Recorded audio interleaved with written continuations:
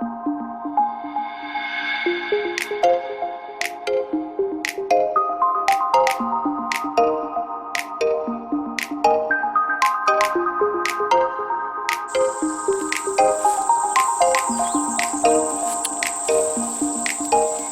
morning, YouTube. It's a gorgeous day today.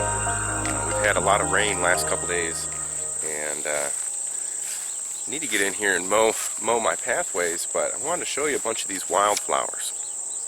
Not to mention the sunflowers that are starting to bloom here, starting to open up. And it's not summertime without sunflowers. We absolutely love sunflowers. And the bees are getting in there and starting to pollinate everything.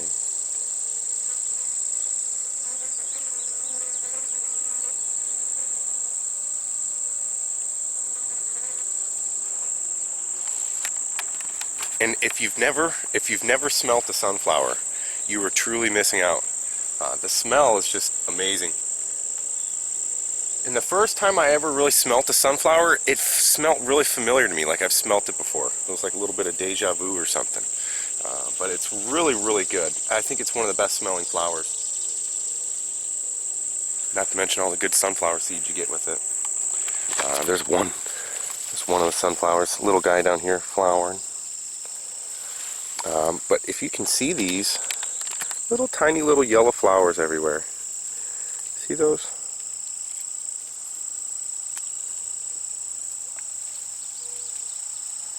This is all wild lettuce. Let's see the leaves. And I'm pretty fortunate to have a lot of wild lettuce here. And I just let it go. I try to let it go to seed and let it spread a little bit. Some people call it opium lettuce, but it's a type of wild lettuce. I've got a few different varieties, but a lot of this one. Now that's not to be mistaken with these blue flowers that you see here, which is chicory, and the leaves of chicory looks pretty similar also too. And you can eat the leaves of chicory. They're just really bitter. Also some of these too. You got to get these really early, otherwise they're pretty bitter also too. They taste a lot like dandelion leaves. If you've ever had those, they're really strong, but it's really good. You know, if you've got if you like spicy salad, you do like a vinegar dressing or lemon and stuff like that. It's a good detox. It's a good spring detox. But yeah, check it out. All of these are going to seed, and I've got tons of them. This is just one spot right here next to the sunflowers, and under this big old plum tree. This is a methley plum. It didn't fruit this year, but it's getting pretty big. It's getting a nice big trunk on it. And there's little replacements everywhere. These are all baby plums. These are all baby plums. This tree right here was pruned really bad. I didn't do much with it. I didn't try to, fix it or none of that stuff. I just kind of left it, and it just did its own thing. But just like every other prunus tree, except for peaches, cherries, and plums, it gets this disease, this black fungus that'll eventually just kill the whole tree, and you gotta like chop branches of it off and everything like that. The only thing I found that's resistant to that is a wild plum, but I'm hoping some of these little seedlings and stuff like that, or whatever the rootstock is, if this is rootstock, I put plum pits, whatever this fruit tree is, I put a bunch of the fruits around it. Whenever I eat the fruit, I eat a whole bunch, I plant some, and then I take some with me, kind of like the squirrels do. So I'm not sure if this is rootstock growing or some fruit that I was eating. But either way, we're going to give it a try and see if it's more resilient than the parent tree.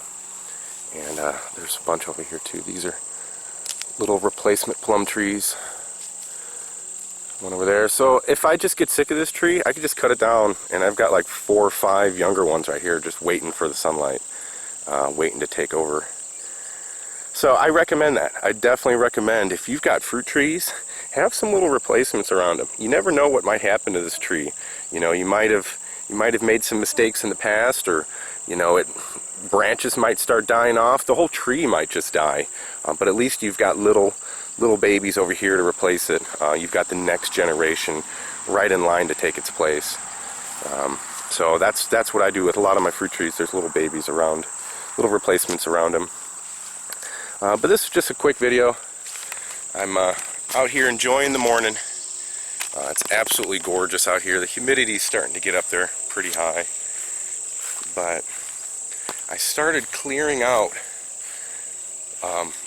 all of this front area right here that used to be an old wood chip garden for the chickens. We grew some random squash in there last year while we were out of state. And I just kind of started making rows out there. If you can kind of see it. I just started making rows, but the weeds took over. The giant ragweed more than anything. And I'll show you, I had to get in here, and the boys were helping. The boys did a really good job.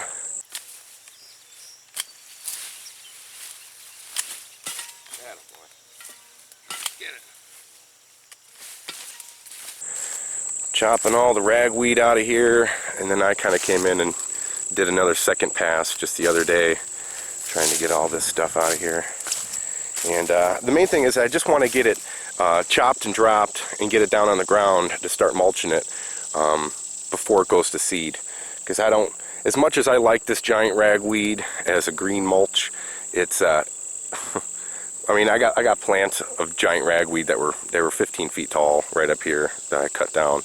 You can just see them all laying everywhere. They're huge.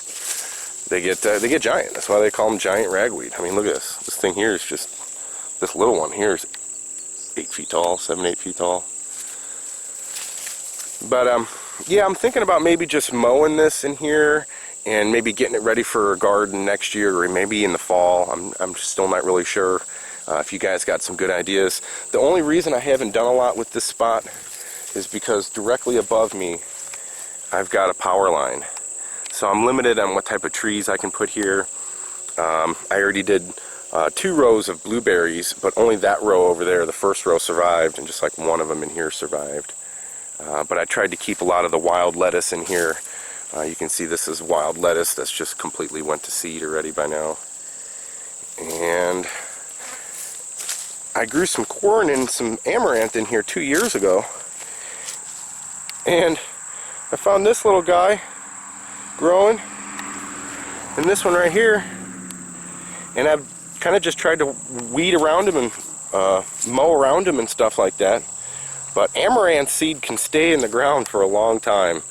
And even the pigweed, you know, you can, whenever people till a new area or something like that, the first thing to grow in there is lamb's quarters and wild amaranth and stuff, because the seeds just sit in the ground for years. But this is one of the red ones that I grew. And I absolutely love amaranth. We eat the heck out of them. When we do amaranth, we do big beds, and we thin them out like salad greens. When they get about a foot tall, about anywhere from about a foot tall, you got a really good sized stem on them, and they make an awesome stir fry. They taste like broccoli almost, like cooked broccoli. They're really, really good. And the pink starts to turn to green. You lose that pink color. But yeah, we eat the stem, leaves, everything. But once it starts to go to flower, it gets kind of tough. Little guy. The last one that was here before was 10, 12 feet tall. And that's one of the babies of the 10-foot tall amaranth that I did a video on years ago that I've been saving seeds for every year. Someone asked if I still have seeds of this 10-foot tall amaranth, and I do. I have tons and tons of seeds. I save seeds of everything. Even if I plant a bunch of stuff, I try to keep a little bit of seed left over. But this amaranth plant 4 or 5 years ago produced so much seed that I'll have seed for it for a long time, and be able to have some nice garden beds. Not to mention that'll probably reseed this area right here. So it was pretty cool. I thought that was pretty cool. I got some amaranth growing in there. And I just took down, I'm just selecting the type of weeds that I want. You know, I've even got some mullein growing over here. Look how tall this mullein is. And if any of you guys know about mullein, it's really good for upper respiratory issues and decongestion. And it's hard to see it with all these weeds and stuff in the way. There she is. But this thing, this thing was full of leaves, and the leaves are what you use for the tea, mullein leaves. They also use it for, it makes a really good toilet paper. It's really soft. The leaves are almost considered to be an antiseptic, and it's almost like lamb's ears. So there's sometimes another word for this is called cowboy toilet paper. So if you're ever out in the woods and you need some toilet paper, mullein does it. But it's hard to show this plant because it's completely went to seed, and it's starting to end its life cycle. And mullein's biennial. So this plant started growing last year, grew nice and big, and then the second year it seeds. I'm pretty sure it's biennial. But yeah, look at the flowers. Now the flowers smell like lemon. They're absolutely amazing. Oh my gosh.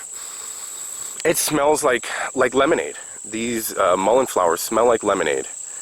And I absolutely, oh yeah, it smells like lemon candy, like a lemon head candy, those little things. But yeah, look how tall it is. Looks like that already kind of flowered. But you know, I keep stuff like that. I keep some of the goldenrod, and I'm not sure what this is, but it's starting to get a nice flower on it. You can kind of see it's getting some nice flowers on it. And the bees like this stuff. This ragweed doesn't flower, and it's just a pain in my ass. But yeah, here's some of the wild lettuce. It's already flowered. I think I showed that one to you guys. Here's some of that opium lettuce that's get this out of the way. That's still flowering. Bring it down, I'll show you. And then these little white, this is all the seeds right here. Can you see the seeds?